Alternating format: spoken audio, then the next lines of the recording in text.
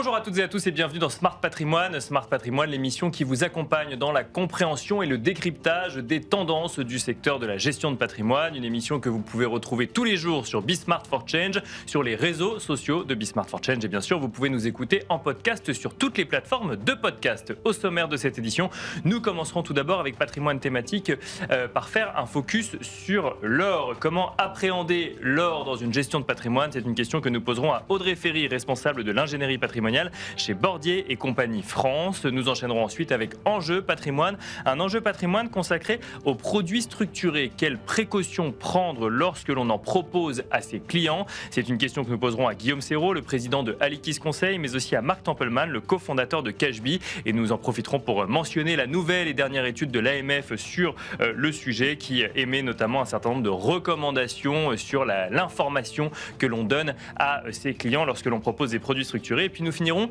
avec l'œil de l'expert où Jérôme Russac, le président du groupe Reign, nous retrouvera afin de faire un focus sur l'investissement en SCPI en 2026. On se retrouve tout de suite sur le plateau de Smart Patrimoine. Comment appréhender l'or dans une gestion de patrimoine? Voilà la question qui va nous animer en ce début d'émission avec Audrey Ferry. Bonjour Audrey Ferry. Bonjour Nicolas. Vous êtes responsable de l'ingénierie patrimoniale chez Bordier et compagnie France. Alors l'or, on a vu effectivement une progression assez impressionnante de l'actif sur ces dernières semaines, voire ces derniers mois. On a vu au moment où on tourne cette émission beaucoup plus de volatilité quand même depuis 2-3 jours sur l'investissement en or. Quand on prend un petit peu de recul en matière d'ingénierie patrimoniale, pourquoi est-ce que déjà, on peut rappeler aux gens qui nous écoutent, pourquoi est-ce qu'on dit que l'or est une valeur refuge, Audrey Ferry? Alors c'est vrai qu'on dit que l'or est un actif refuge par excellence parce que, surtout en période d'instabilité géopolitique, il assure pour les détenteurs une protection contre l'inflation. Et puis aussi toutes les incertitudes économiques, voilà, c'est une bonne protection. D'accord. Ça permet également de protéger contre une baisse de la valeur des monnaies, puisque l'or n'a pas de passif, il n'y a pas de dette émise sur l'or. Et puis, les États ne peuvent pas en créer, ne peuvent pas manipuler cet actif. Et en plus, on en extrait peu. D'accord. En tout cas, l'extraction est limitée. L'or, dans un patrimoine, il peut apparaître sous deux formes. On parle d'or physique, par exemple lingots, pièces, ou alors plus dans les comptes titres, donc sous forme de valeurs mobilières, par exemple des ETF, donc on parle plus d'or papier. D'accord, d'or d'investissement quelque part. Exactement. On investit plus sur l'or papier que sur l'or physique. Oh, je ne sais pas quelles sont les proportions entre l'un et l'autre, mais en tout cas, il y a ces deux possibilités, ces deux chemins qu'on peut prendre. Quand on parle, là, vous nous avez effectivement mentionné l'or comme facteur de stabilité, quand on a effectivement un monde d'incertitude politique, économique ou autre. Quand on voit de la volatilité, comme on l'a vu ces derniers jours sur l'actif de l'or, est-ce que ça remet en cause le rôle de valeur refuge de l'or ou pas forcément? Ce qu'il faut voir, c'est que l'or, ça va permettre quand même de lutter contre l'inflation, c'est décorréler des marchés. Donc, ça reste quand même cette valeur refuge qu'on a indiquée au début de l'émission. Et après, on va en mettre dans un patrimoine de façon raisonnable. D'accord. On peut se dire que, par exemple, sur l'or physique, généralement, on est plutôt aux alentours de 5% au maximum. D'accord. Sur l'or investissement, l'or papier, dans un compte titre, tout dépend du profil de l'investisseur, de son horizon de placement, ses objectifs, sa situation. Et là, on peut aller entre 5 et 10% dans un portefeuille. L'or physique, l'avantage, c'est que... pour les deux types d'ailleurs, c'est un actif qui est tangible, qui est réel. C'est un actif qui est ancien, donc il a tout un historique derrière. Et puis, d'un point de vue fiscal, il a un avantage, c'est que en cours de détention, en fait, il n'y a pas de revenu imposable, il n'y a pas d'IFI. Bien sûr. Oui. Le seul impôt qu'on aura, c'est au moment de la cession. Donc ça, c'est quand même. D'accord. On est fiscalisé au moment de la cession de ces investissements en or ou de sa détention d'or. Exactement. Et puis, on n'a pas de souci de gestion locative, par exemple. Donc, c'est quand même assez facile à posséder. Les inconvénients, vous l'avez rappelé, la volatilité, on l'a vu ces derniers jours. Bien sûr. Et puis, comme ça ne génère pas de revenus, ça peut être un inconvénient pour certains. Quelle est la fiscalité qui s'applique en cas de revente du coup de l'or dans lequel on a investi? Alors, on va distinguer en fait l'or physique et l'or papier, leur investissement. Pour l'or physique, on a un principe qui est l'application d'une taxe forfaitaire. Et cette taxe forfaitaire, elle s'applique sur une assiette qui est déterminée par le montant du prix de cession. D'accord. Donc, peu importe que je réalise un gain ou une perte, je suis taxé au taux de 11,5%, 11% de taxe forfaitaire et 0,5% de CRDS. D'accord. Ça, c'est le principe qui s'applique. On peut aller sur un autre régime qui est optionnel et sous certaines conditions, puisqu'il va falloir, pouvoir justifier de la date d'acquisition, du prix d'acquisition de l'actif.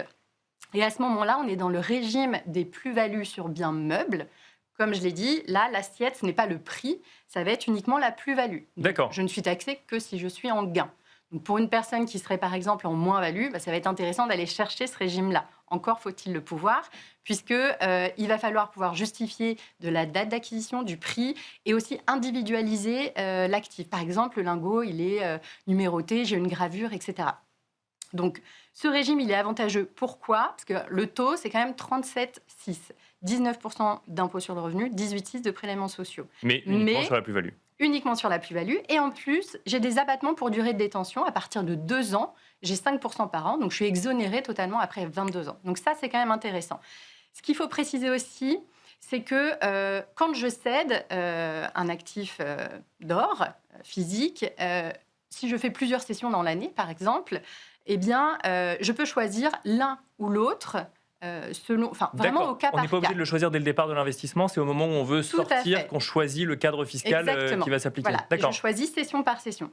Et l'autre précision, c'est que malheureusement, on ne peut pas compenser plus-value et moins-value. Je vends un lingot en plus-value, un autre en moins-value, je ne peux pas compenser. C'est un peu comme les plus-values immobilières. Si je vends 2 appartements sur la même année, je ne peux pas compenser. D'accord. Voilà. Donc là, c'est un petit peu le même principe. Voilà. Ça, c'était l'or physique. Pour l'or papier, l'or d'investissement, la fiscalité, elle va dépendre de l'enveloppe dans laquelle vous avez fait votre investissement. Si vous êtes en compte titre, à ce moment-là, on est sur la flat tax à 31,4%, 12,8% d'impôt sur le revenu et 18,6% de prélèvements sociaux. On est sur le régime des plus-values de cession de valeur mobilière. Je peux compenser plus-value et moins-value de même nature. D'accord. Voilà. Et sur une détention, par exemple, dans un contrat d'assurance vie, là, je vais avoir le régime fiscal spécifique au retrait des contrats d'assurance vie, donc une flat tax à 30% sur la quote-part d'intérêt comprise dans mon rachat. En cas de succession, de donation, là, est-ce qu'il y a une fiscalité plus spécifique qui s'applique ou pas forcément ? Alors, dans ce cas-là, déjà, on n'applique pas la taxe forfaitaire. En fait, la taxe forfaitaire sur les métaux précieux, elle ne s'applique que pour les transmissions à titre onéreux, c'est-à-dire les cessions, pas pour les transmissions à titre gratuit, c'est-à-dire donation-succession. Donc, si je donne un actif or ou alors qu'il y en a dans la succession, je paye des droits de succession, des droits de donation, selon les règles de droit commun, les relations, enfin les liens de parenté, qui vont déterminer les abattements, le barème, etc., qu'on connaît bien. Et si jamais j'avais fait mon investissement au travers d'un contrat d'assurance vie, à ce moment-là, c'est encore une fois le régime spécifique du dénouement par décès du contrat d'assurance vie selon que les primes ont été versées avant ou après les 70 ans de l'assuré. Très rapidement, Audrey Ferry, est-ce que le projet de loi, la loi de finances qui a été donc validée le 2 février a un impact sur la fiscalité qui peut s'appliquer sur l'or ? Alors oui, il y a un impact, pas pour les particuliers, mais pour les sociétés holding. En fait, la loi de finances qui a été adoptée, donc on attend le passage devant le Conseil constitutionnel pour qu'elle soit promulguée. Bien sûr. Cette loi de finances pour 2026, tant attendue. Le dispositif, il vise en fait la taxe à 20% chaque année. Donc c'est quand même un taux assez dissuasif. On appelle cette taxe une taxe sur les biens somptuaires des sociétés holding sur des actifs non affectés à leur activité opérationnelle. C'est pour les sociétés qui sont à l'IS, qui ont plus de 5 millions de patrimoine et dont les revenus sont majoritairement des revenus dits passifs. D'accord. Voilà, donc le champ d'application, c'est uniquement les biens somptuaires. Il y a une liste limitative et y figurent les métaux précieux. La subtilité, en tout cas l'incertitude qu'on a à ce stade, c'est qu'a priori, cette taxe ne s'appliquerait que sur la partie or physique, puisque dans l'amendement qui a initié ce texte, on visait la taxe sur les métaux précieux, et donc la taxe sur les métaux précieux ne vise que l'or physique et non l'or papier, sauf qu'on a quand même pas mal de holdings qui ont investi vu les belles performances de l'or sur les dernières années. Donc, plusieurs holdings ont investi et il va falloir pouvoir regarder, analyser, voire sortir ces actifs-là ou les arbitrer avant la clôture de l'exercice 2026. Merci Audrey Ferry. On passe tout de suite à Enjeu Patrimoine. Et nous enchaînons à présent avec Enjeu Patrimoine, où nous allons nous poser une question. Quelles précautions prendre lorsque l'on propose des produits structurés à ses clients? Pour en parler, nous avons le plaisir d'accueillir sur le plateau de Smart Patrimoine Guillaume Serrault. Bonjour Guillaume Serrault. Bonjour Nicolas. Vous êtes président de Alikis Conseil. On a le plaisir d'accueillir également Marc Tempelman. Bonjour Marc Tempelman. Bonjour Nicolas. Merci d'être avec nous. Vous êtes cofondateur de Cashbee. Alors si on évoque ce sujet, c'est pour deux raisons. La première, c'est qu'il y a de plus en plus de produits structurés proposés aujourd'hui aux clients en lien avec les performances que cela peut permettre de générer dans des marchés un petit peu incertains. C'est aussi parce qu'il existe toujours des produits structurés à capital garanti et qu'un certain nombre de gestionnaires de patrimoine apprécient fortement ces produits, et aussi parce que l'AMF a publié une étude récemment aussi où elle émet un certain nombre de recommandations pour accentuer encore la clarté des informations nécessaires à transmettre à ses clients quand on propose des produits structurés, avec même un petit encadré de bonnes pratiques à respecter. Peut-être qu'on va commencer avec vous, Guillaume Serrault. Proposer des produits structurés, aujourd'hui, on a l'impression que tous les conseillers en gestion de patrimoine le font, ou en tout cas ont intégré que ça faisait partie de ce qu'il fallait avoir dans la gestion de son patrimoine. Est-ce qu'il faut prendre quand même un certain nombre de précautions quand on propose des produits complexes à monsieur et madame tout le monde? Des précautions, déjà, la réglementation nous l'impose, ne serait-ce que pour le marché cible, c'est-à-dire pour quel type de client est-ce que les produits sont adaptés. Et ça vaut pour les produits structurés. Donc déjà, on a ce parcours réglementaire qui va du document d'entrée en relation jusqu'au rapport d'adéquation. Il y a la documentation précontractuelle, notamment avec le document d'information clé, qui est, entre guillemets, une synthèse, je prends le cas de produits structurés, du risque, des mécanismes du produit, des frais, des différents scénarios de performance. Donc tout ça doit être intégré dans le parcours jusqu'à la distribution du produit au terme du client. Donc déjà, les précautions, elles sont imposées par la réglementation. Ce qui est aujourd'hui, je trouve, complexe, et c'est le groupe de travail de l'AMF l'a souligné, c'est la bonne compréhension, la bonne lisibilité pour l'épargnant. Et ça, aujourd'hui, je pense qu'il y a certains travaux qui mériteraient d'être réalisés pour rendre effectivement plus lisible pour l'épargnant. C'est un peu ce que dit effectivement l'étude de l'AMF, c'est oui, effectivement, il y a les informations dans les documents, mais il faut s'assurer que le message passe, entre guillemets, et que l'information soit claire et peut-être en première page et affichée directement pour que l'épargnant sache exactement dans quoi il investit. Exactement, et ce qu'il préconise, c'est effectivement un petit encadré qui va intégrer effectivement les mécanismes, les frais, la liquidité, l'horizon d'investissement, je veux dire minimal et maximal, puisque avec notamment les produits autocall, il y a des mécanismes de remboursement anticipé. Donc tout ça sur un document plus synthétique, à mon avis, que le document d'information clé, permettrait effectivement, même si c'est un produit complexe, on en parlait juste avant, en tout cas de rendre plus lisible pour l'épargnant ce type de produit. Marc Tempelman, c'est possible de rendre les produits structurés compréhensibles par tout le monde, alors même que rien que le terme déjà donne l'impression que c'est un peu plus compliqué qu'acheter une action directement sur les marchés. Alors d'abord, c'est plus compliqué que d'acheter une action sur les marchés, il ne faut pas s'en cacher. Mais moi, ce que je retiens aussi de ce document de l'AMF et de ce groupe de travail, c'est qu'ils ont identifié un besoin de déjargonner. Et c'est vrai que les produits structurés tels qu'ils sont présentés dans plein de documents, et on vient de les lister, le langage est parfois imposé par le régulateur, et je crois que l'AMF reconnaît qu'il y a un certain nombre de termes par lesquels on complexifie en fait la vie de l'épargnant, monsieur et madame tout le monde, qui n'est pas nécessairement au fait du jargon qu'on utilise tous les jours en salle de marché ou ailleurs.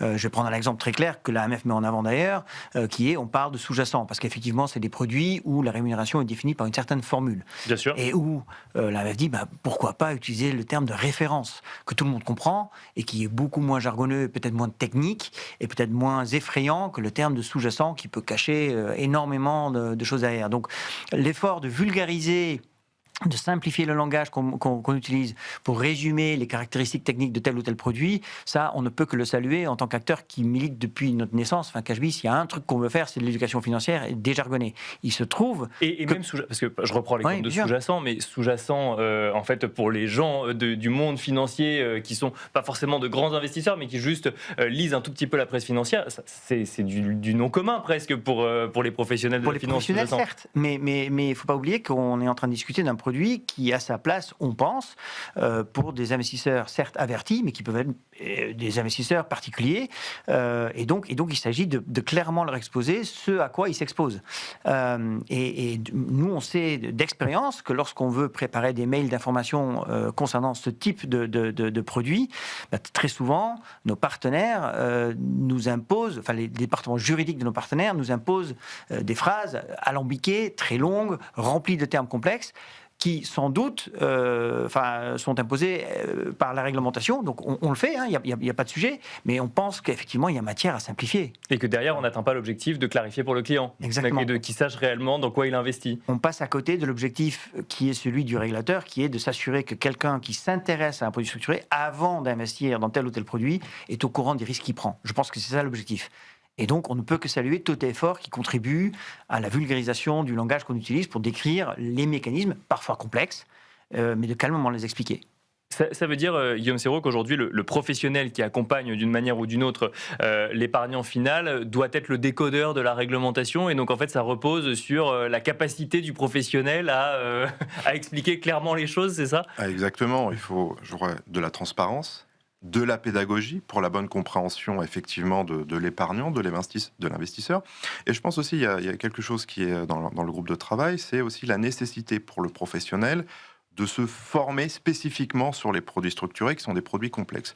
Et alors ça, on touche à un vrai point, parce que c'est vrai que les produits structurés, on en parle beaucoup depuis qu'on propose des produits structurés à capital garanti, donc depuis quelques années avec la remontée des taux. Est-ce que ça veut dire que, un, c'est devenu un produit presque grand public aujourd'hui, et deux, est-ce qu'il faut une montée en compétence peut-être du secteur, puisque ça correspond peut-être à des stratégies d'investissement, mais ça reste des produits complexes à appréhender aussi pour les professionnels. Effectivement, on a un certain nombre d'heures de formation réglementaire obligatoire à réaliser chaque année, mais sur le sujet des produits structurés, ils le disent, se former régulièrement sur les produits structurés, c'est important parce que les produits structurés, il y en a de différentes formes, de différentes natures, que ce soit des phénix, que ce soit les produits à capital garanti sur les produits de taux, avec différents actifs de référence, pour dire autrement le terme sous-jacent.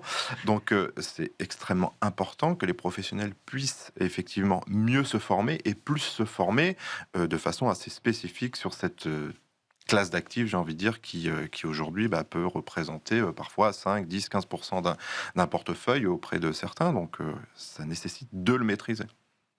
Marc Tempelman, même question. Est-ce que les produits structurés sont en train de devenir des produits grand public ? Puisqu'en tout cas, dans le monde de la gestion de patrimoine, j'ai l'impression que dès qu'on pose une question un petit peu ouverte sur la location d'actifs, les produits structurés reviennent systématiquement. Est-ce que ça a sa place aujourd'hui au même titre que des actions, des obligations, des fonds heureux dans une gestion de patrimoine ? Alors d'abord, la réponse est oui. Les produits structurés sont en train de devenir une classe d'actifs disponible et accessible pour un nombre bien plus grand d'investisseurs. Donc on peut se remettre les 10 ans en arrière où effectivement les produits structurés c'était un produit plutôt de niche.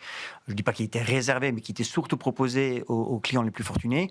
Aujourd'hui, chez nous par exemple, on peut en acheter à partir de 1 000 euros. Donc 1 000 euros c'est déjà une belle somme, mais c'est beaucoup plus simple de se mettre sur un actif où le ticket d'entrée est de 1 000 euros que d'autres classes d'actifs où ça se compte par dizaines de milliers d'euros, etc., etc. Mais il y a le prix la compréhension de ceux dans quoi on investit. Donc ça, en soi, le fait que ça se vulgarise, que ça se démocratise et que c'est rendu accessible à un bien plus grand nombre d'investisseurs, ça, c'est pas un mal. Au contraire, moi, je fais partie de ceux qui militeraient pour dire que ça, c'est plutôt un bien. Ça permet à des investisseurs, peut-être, un bien plus grand nombre d'investisseurs, de s'intéresser à des classes d'actifs différentes, de diversifier leur portefeuille. Enfin, on connaît tous les avantages des produits structurés. En revanche, ça implique, ça nécessite un plus grand effort d'éducation. vous ne pouvez pas traiter monsieur et madame tout le monde, pour reprendre votre expression, de la même façon que vous allez traiter un grand institutionnel, D'accord. dont vous savez qu'il est formé en finance et il est censé savoir ce à quoi il s'expose. Et il sait lire les documents un peu complexes, un peu techniques. En tout cas, c'est pas une faute de pédagogie si jamais Du tout. il y va sans avoir compris. Exactement. Donc, en démocratisant cette classe d'actifs, il vient avec l'obligation de mieux expliquer et surtout d'expliquer en des termes les plus simples possibles, tout en se souvenant qu'effectivement, ça reste des produits complexes et donc il faut prendre un peu plus de temps.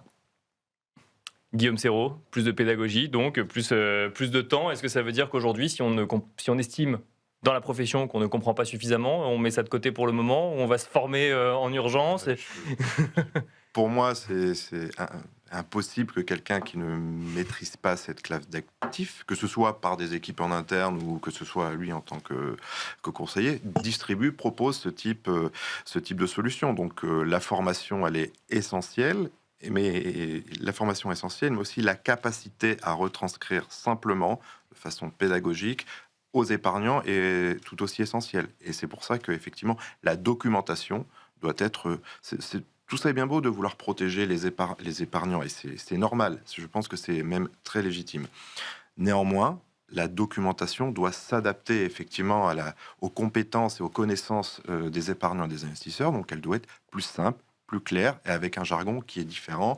On parlait des sous-jacents comme référence ou actifs de référence. On parle du décrément qui est effectivement ce dividende forfaitaire qui est prélevé. Mais voilà, je crois qu'il y a effectivement une évolution de la sémantique qui est nécessaire pour que l'investisseur le comprenne. Ça ne repose pas donc que sur le professionnel de la gestion de patrimoine, ça repose sur les émetteurs de produits structurés aussi, sur les attentes en matière de réglementation qui peut-être acceptent de simplifier les termes utilisés. Exactement, ça doit partir d'en haut, parce que si la réglementation ne nous permet pas de simplifier la sémantique utilisée pour distribuer ce type de produit, le conseiller qui simplifie trop sera en faute. D'accord. Puisqu'il ne répondra pas effectivement aux obligations réglementaires. Donc ça doit partir de la réglementation, des autorités tutelles, qui doivent faire en sorte d'apporter plus de pédagogie, plus de simplicité, pour rendre ce type de produit beaucoup plus lisible et compréhensible. Marc Tempelman, dernière question pour bien préciser à ceux qui nous écoutent. On parle de produits structurés, donc pour parler d'une classe d'actifs, derrière, en fait, c'est un monde d'investissement vaste qui correspond à plein de stratégies différentes. Donc, il faut faire la pédagogie sur ce que c'est un produit structuré, puis après, comment est-ce qu'il y a différents types de produits structurés qui peuvent correspondre à une stratégie d'investissement. Exactement, on vient d'en parler, c'est un monde quasi infini de possibilités, parce que d'abord, c'est un monde qui innove et qui évolue. Donc, vous l'avez dit tout à l'heure, quand les taux montent, ou quand la volatilité monte, ou quand tel ou tel phénomène se passe, les produits structurés s'adaptent.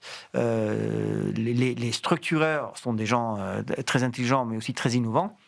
Et donc, ça peut aller ensemble, hein. Ah non, ça va très souvent ensemble en finance, et on en est plutôt fiers. Mais donc, il en résulte que la multitude de structures qui se cachent derrière un simple terme, qui est le terme de produit structuré, est effectivement quasi infinie, et surtout ne représente pas du tout la même gamme de risques.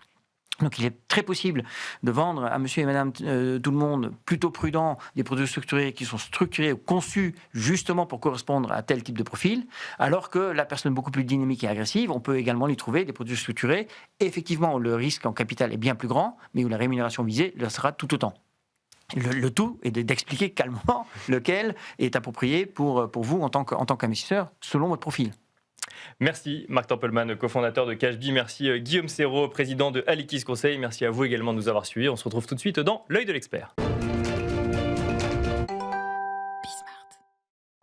Et on finit cette émission avec un focus sur l'immobilier, un focus proposé par Jérôme Russac. Bonjour Jérôme Russac. Bonjour Nicolas. Merci d'être avec nous. Vous êtes le président du groupe Rain en ce début d'année 2026. Qu'est-ce qu'on peut dire du marché immobilier après les différentes années difficiles qu'on a connues? Est-ce que le marché repart enfin selon votre prisme de gestionnaire de patrimoine, donc d'un point de vue investisseur? Alors, on a effectivement connu deux, 3 années de crise, ce qui est normal, hein, on était sur un cycle long et voilà, le cycle est fini. Là, je crois qu'on ne peut pas encore parler de rebond, plutôt de normalisation. Voilà, les prix ont fini de baisser, les taux se sont figés, on va dire. Les vendeurs sont plus ouverts à vendre à des prix plus bas.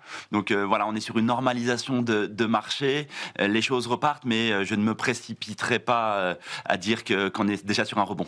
Est-ce que ça veut dire qu'il faut être plus sélectif dans ces actifs d'investissement? Alors clairement, en fait, on est passé d'un marché qui était facile, hein, on était dans une période historique avec des taux très bas. Maintenant, le marché s'est professionnalisé et c'est là où l'accompagnement et notre rôle, nous, des conseillers, va être primordial. Si on regarde les SCPI plus spécifiquement, comment est-ce que on appréhende cette classe d'actifs en ce début d'année 2026? On a vu quand même un certain nombre d'épargnants être un petit peu échaudés par les investissements SCPI ces dernières années. Comment est-ce que vous appréhendez ce début d'année? Oui, à juste titre, ils ont été échaudés. Bon, il faut pas fuir, hein, le marché de l'immobilier. Ça reste un des fondements, un des piliers d'une stratégie patrimoniale. Je crois qu'il faut regarder un certain nombre de critères. Les plus importants, bien sûr, reste la diversification, reste le long terme. Également, les chiffres, hein, on en débattait il y a quelques minutes. Je crois qu'il ne faut pas focaliser et s'enfermer sur les rendements ou sur certaines SCPI qui ont eu 1 ou 2 millésimes avec de très bons rendements, mais surtout regarder le long terme. Et je crois que... Donc on ne regarde pas les rendements court terme, on regarde long terme. Qu'est-ce qu'on regarde du coup si on regarde long terme? En fait... Là, par exemple, on sort d'une crise. Oui. Il y a eu des classements qui ont été faits qui ne focalisent que sur le rendement. Je crois qu'il faut regarder les actifs, la qualité des actifs. Aussi les équipes de gestion, celles qui sont inscrites dans le long terme et celles qui ont réussi à passer cette crise. On parle souvent des jeunes SCPI, on les met en avant, mais les jeunes SCPI n'ont pas encore été résilientes par rapport à la future crise. Donc voilà, il faut regarder l'ensemble et l'accompagnement de professionnels comme nous est bien sûr important. Pourquoi est-ce qu'il ne faut pas regarder que le rendement? C'est-à-dire que, parce qu'effectivement, il y a un couple rendement-risque évident, donc plus il y a de rendement, plus il y a de risque forcément, et c'est un mauvais indicateur de regarder uniquement le rendement d'une SCPI à un instant T? En fait, on a fait croire, et je crois qu'on a fait partie tous de ça, que les SCPI, comme tout bien immobilier, ne pouvaient que monter, ne pouvaient être que rentables. Et là, le marché nous a rappelé que non. Et donc, le rendement est un des indicateurs. C'est un très bon indicateur, mais clairement, plus c'est rentable, plus c'est risqué. Et la combinaison de risque, de rendement, on va dire, de liquidité et de clairvoyance ne font jamais bon ménage. Donc, voilà, il faut avoir conscience de ça. Il faut être très, très long quand on est en immobilier. Moi, je ne cesse de le répéter. On parlait souvent de 10 ans, je crois qu'il faut aujourd'hui parler de 15 ou 20 ans et d'inscrire ça dans une stratégie vraiment longue et comprendre que le rendement implique du risque. Qu'est-ce qu'on fait aujourd'hui quand on est un particulier, qu'on se pose des questions d'investissement en ce début d'année? Est-ce qu'on investit en immobilier? Est-ce qu'on retourne sur les SCPI? Ou est-ce qu'on attend un petit peu en se disant le marché va redevenir le marché qu'on a connu en 2019, par exemple? Alors, la vraie question, pardonnez-moi de la reformuler, c'est pas le quand en investissement, le bon timing, personne ne l'a, même les meilleurs traders, je pense. C'est surtout le comment. Et donc, il faut revenir, il faut avoir une stratégie. L'immobilier, je l'ai dit, c'est un des fondements de notre stratégie, d'une stratégie patrimoniale des Français. Les Français adorent l'immobilier, donc il faut avoir des critères d'investissement. La diversification en est un, le long terme en est un, et surtout ne pas se focuser sur un seul chiffre, le fameux rendement, mais vraiment regarder l'ensemble. Et donc, c'est là où l'accompagnement des professionnels est important. Est-ce qu'on lisse ces investissements sur l'année? Bien sûr, et bien sûr, il faut... Alors, sur l'année, je ne sais pas, parce qu'on est en immobilier, mais de manière régulière, faire des investissements en immobilier, que ça soit de manière mensuelle ou voilà, au fil du temps, voilà, c'est très important dans le cadre de la diversification. Merci Jérôme Russac de nous avoir accompagnés donc, dans l'œil de l'expert dans Smart Patrimoine. Je rappelle que vous êtes président du groupe Rain. Merci beaucoup. Merci. Merci à vous également de nous avoir suivis. C'est la fin de Smart Patrimoine. Je vous rappelle que vous pouvez nous retrouver en replay sur bismart.fr, nous retrouver en podcast sur toutes les plateformes de podcast. Et je vous dis à très vite sur Bismart for Change.